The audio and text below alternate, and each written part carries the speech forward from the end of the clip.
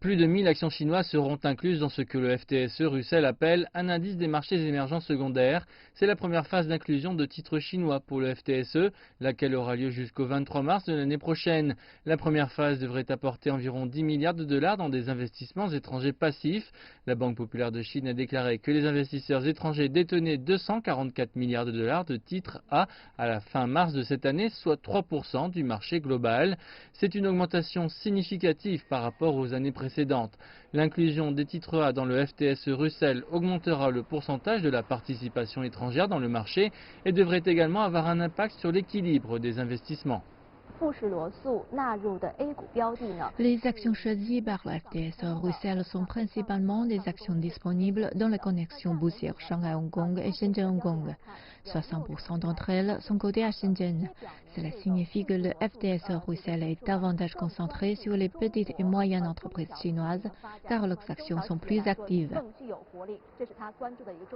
L'indice FTSE Russell est détenu à 100% par la Bourse de Londres et l'inclusion des titres A en cette période est vue comme un approfondissement de la coopération du pays avec le Royaume-Uni. La Chine aura maintenant plus de connexions financières avec le Royaume-Uni.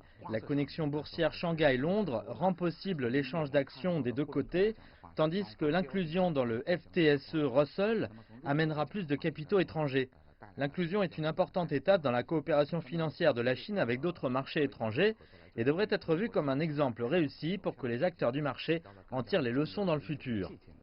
Plus de connexions devraient arriver. Le 10e dialogue financier et économique Chine-Royaume-Uni qui s'est terminé la semaine dernière a annoncé qu'un fonds mutuel d'une valeur de 1 milliard de livres allait être créé par la China Investment Corporation et HSBC pour aider les compagnies britanniques à développer leurs activités sur le marché chinois. Le site du FTSE Russell indique que les autres projets d'inclusion de titres A dans ces indices seront basés sur les résultats de la phase 1 et des futurs développements des marchés.